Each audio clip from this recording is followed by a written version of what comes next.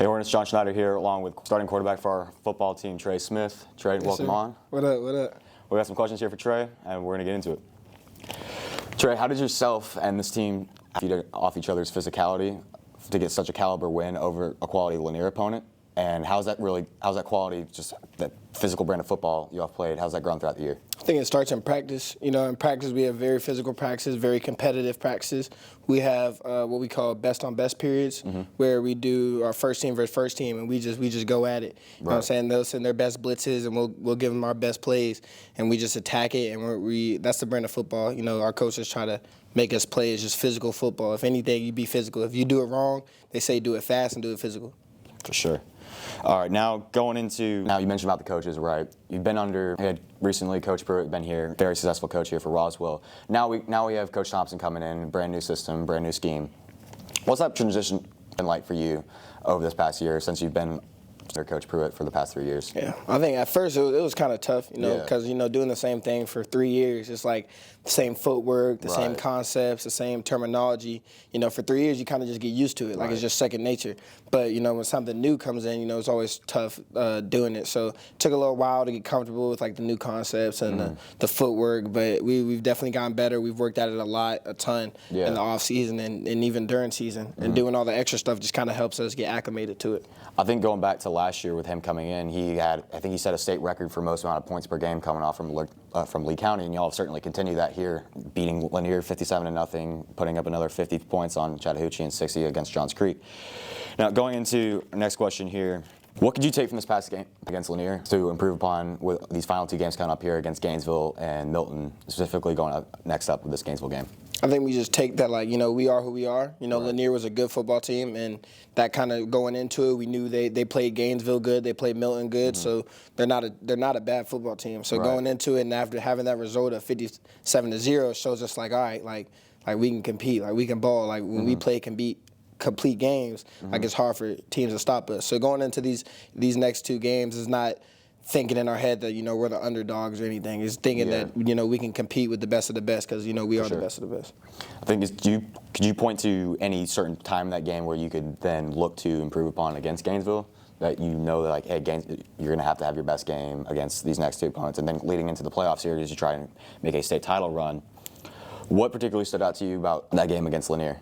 I would say there's some little details, the minute details of communications and the play calls and knowing what routes to run and knowing where I should put the ball and who I should go to. In those big games like Gainesville and Milton and playoff games, the margin of error is little. So those just tighten those up, fixing those little mistakes that are very controllable, and we'll be straight. It's now your senior season, right? Who here at your time at Roswell has had the biggest impact on your growth as a quarterback, and not only as a quarterback, but as a person? Could be a mentor, coach, former teammate from previous teams, teammate now? I honestly say my teammates and my coaches. Like throughout my whole 4 years at Roswell, even I've actually been here since kindergarten. I started playing in 3rd grade, but just my guys. Like they've made me growing as a person, made me growing as a teammate that I don't think anybody else could do for me. Because it's like I'm growing up with these kids like they're my brothers, so it means a little bit more. So I try to be the best version of myself, for them. Yeah, for sure. What does this Gainesville game upcoming mean to you? Personally, you were, I believe, a freshman when we faced off against Gainesville in the state semifinals back in 2022, and you had that great game against them last year. What does this Gainesville game mean to you personally, and what would it mean for a consecutive win over these Red Elephants coming up here for this team? For me personally, it means a lot, because there's a lot of people in the state. There's a lot of people even at our school that don't believe that we could beat Gainesville, that we can win against this team, and that this is just gonna be another game like where we're gonna get beat or blown out or whatever. And that kind of just fuels the fire. You know what I'm saying? Like, because everybody knows like on our team how hard we work and the work that we put in. So that all that like trying to prove everybody wrong. We love to have that. And then my guys, that Team 73 team, it was a special team, and knowing that Gainesville was the team that stopped us from getting that state championship ring or having a chance to compete at it, that it was tough. So I know getting that win last year felt really good, because a bunch of those kids on that team from Team 73 texted me after the game, was like, way to get back. You know what I'm saying? Like, good job, like Gainesville, all that stuff. So it was good to see that. So it means a lot to the team for sure. I just got to get him again. For sure. You're, from what I've noticed, you're a pretty big person of faith. How has your faith played a role in your football career leading up to this point so far? My faith is everything. Without my faith, there's no football, school, there's no me without God.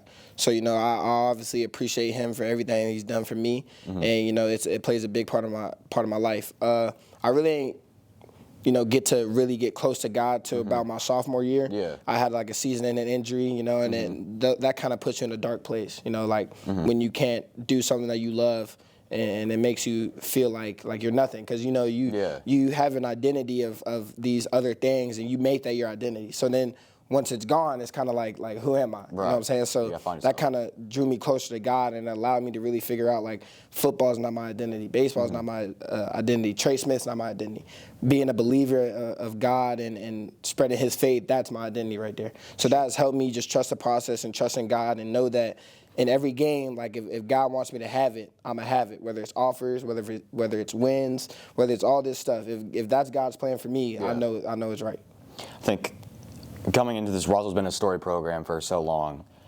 Many players that came through here and worn that green arm on their helmet. What is that green arm specifically playing for it meant to you, and how has this high school really meant for you so far? So the coaches talk about it all the time. We always know that Roswell's community is unlike any other, like anywhere. Like this is truly a family. Like there's a player from Team 1. There's a player from Team 1 that came to us last year, and he came to our pregame meal and spoke to us. And that's awesome. Crazy, knowing that there's been 75 teams and that he was on Team 1 and 75 years ago, and he still cares about Roswell. It's just all over. Like it's more than a community. It's really a family. And this school has impacted me a lot just because knowing, especially for football, knowing that the culture, like the fans, like y'all really love on us, and we appreciate y'all for always coming out.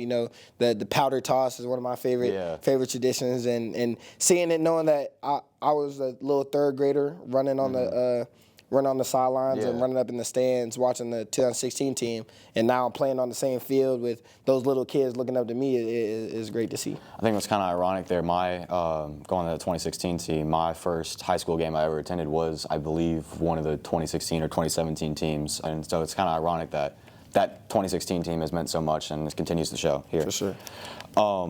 Going back to the Chattahoochee game, you had a great moment here with Jake on the sideline. You named Homecoming King, and then what prompted you to give the crown over to him? And that was such a cool moment, and got some recognition for it. But what does that moment mean to you, really? It means a lot. You know what I'm saying? Like to me, like in my head, like I'm thinking, you know what I'm saying, like anybody else would do it. Anybody else would do it 10 times out of 10. Like it wasn't really the biggest thing for me to do, but it means the world to somebody else. So like that was kind of the thing that I took away from that a small thing to me that like a small act of kindness could mean the world to somebody else or to other people. But I wasn't even gonna run for a homecoming, and they kind of put me as the football representative. So I was kind of like, cool, you know what I'm saying? It's senior year, like I'm making memories. And then they said like Jake's on the homecoming course. I was like, all right, okay, that's cool, like bet. So like I was telling people to vote for him, and a lot of my teammates were voting for him. And I'm thinking in my head, I'm like, all right, bet, like this is gonna be fun. Like Jake's gonna win. We're gonna get hyped. We're gonna get lit. And then they were talking to me a couple days before, and we were just talking about how the votes were kind of like in my favor a little bit. So then we like made the plan of like getting Jake the crown and stuff, and cool. Letting him have that moment because Jake's an amazing guy. He's funny. He's cool. He's hype. He's our hype man. If y'all know what the locker room looked like when he started dancing and getting up, y'all see. Yeah. As the season winds down here, your senior season, what's something you could pass on to the future quarterbacks here, say a Ben Ehrman, or I believe there's also someone else coming in. Pearson. Yeah, Pearson. Yeah. What would something you would want to pass on to them as they take over the reins after this year? Just say live in the moment and don't take anything for granted.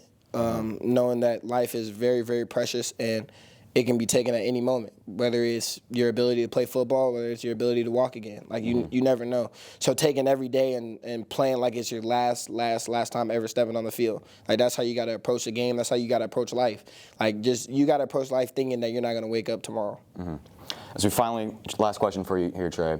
As we wind down the season with Gainesville and Milton and then the state playoffs coming up, how do you mentally get yourself to focus and dial in along with the rest of this team to go make another state final push? Just focus on going 1-0. Focus on attacking the upcoming assignment and winning in that individual thing, whether it's the morning lift or the Yeah. morning practice or the Thursday walkthrough or that singular play on Friday night or that drive on Friday night. It's just taking it one by one and trying to win in that specific thing. It'll all add up. Because if you focus on trying to win every single play, you'll look up and it's 57-0, just like Lanier. Yeah, for sure. All right, Hornets, thank you so much to Trey Smith for joining us today. You can check out the rest of Hornet Broadcasting anywhere we put it out. Thank you so much for watching.